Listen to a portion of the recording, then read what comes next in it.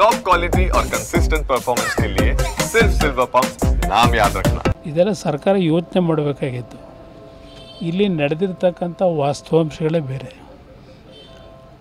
ಸರ್ಕಾರ ಇವತ್ತು ಪಾರದರ್ಶಕವಾದ ಆಡಳಿತ ಕೊಡ್ತೀವಿ ಅಂತಾರೆ, ಸತ್ಯನಿಷ್ಠೆಯಿಂದ ಅಧಿಕಾರ ನಡೆಸ್ತೀವಿ ಅಂತಾರೆ. ಆದರೆ ಇಂಥ ಒಂದು ಸನ್ನಿವೇಶಗಳಲ್ಲಿ ಸರ್ಕಾರ ತೆಗೆದುಕೊಂಡಂಥ ನಿರ್ಧಾರ ಇವತ್ತು ಜನಾಭಿಪ್ರಾಯ ಏನಾಗಿದೆ ಅನ್ನೋದನ್ನು ಅರ್ಥ ಮಾಡ್ಕೋಬೇಕು. ಸಣ್ಣ ಪುಟ್ಟವ್ರ ಮೇಲೆ ಆ್ಯಕ್ಷನ್ ಆಗ್ತಿದೆ, ಕಾರ್ಯಕ್ರಮಕ್ಕೆ ಅನುಮತಿ ಕೊಟ್ಟವರು. ಅದಕ್ಕೆ ನಾನು ಹೇಳ್ತಾ ಇರೋದು,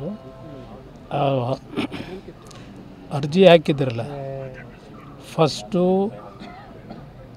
ನೀವೇ ನೋಡಿದ್ದೀರಿ ಇದರಲ್ಲಿ FIR ಅಲ್ಲಿ KCS ಸ್ಟೇಡಿಯಂನಲ್ಲಿ ಫಂಕ್ಷನ್ ಮಾಡಲಿಕ್ಕೆ ಪರ್ಮಿಷನ್ ಕೊಡಿ ಅಂತ ಕೇಳ್ತಾರೆ. ಇಲ್ಲಿ ಮ್ಯಾಚ್ ಶುರುವಾಗೋದು 7:15 ಗಂಟೆ, 6 ಗಂಟೆಗೆ ಅರ್ಜಿ ಕೊಡ್ತಾರೆ ಹಿಂದಿನ ದಿವಸ ಪರ್ಮಿಷನ್ ಕೊಡಿ ಅಂತ ಹೇಳಿ.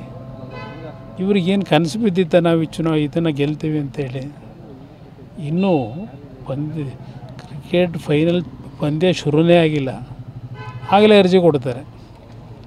ನಂತರ ಇನ್ನೊಂದು ಅರ್ಜಿ DPR ಮುಂದೆ ವಿಧಾನಸೌಧದ ಮುಂಭಾಗದಲ್ಲಿ ಮಾಡಲಿಕ್ಕೆ ಪರ್ಮಿಷನ್ ಕೊಡಿ ಅಂತ ಇನ್ನೊಂದು ಅರ್ಜಿ ಕೊಡ್ತಾರೆ. ಯಾರು ಇವೆಲ್ಲ ಕೊಡಿಸಿದ್ದು? ಬೆಳಗ್ಗೆ 7:15 ಗಂಟೆನಲ್ಲಿ ಕಮಿಷನರ್ ಮೇಲೆ ಒತ್ತಡ ಆಗದಂಥವ್ರು ಯಾರು? ಇದೆಲ್ಲ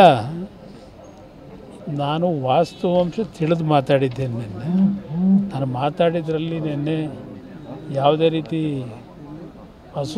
ಇಲ್ಲ ಸರ್ಕಾರನ ಇಕ್ಕಟ್ಟಿಗೆ ಸಿಗಿಸಬೇಕು ಅಂತಲೂ ನಾನು ನಿನ್ನೆ ದಿನ ಮಾತಾಡಿರೋದಲ್ಲ.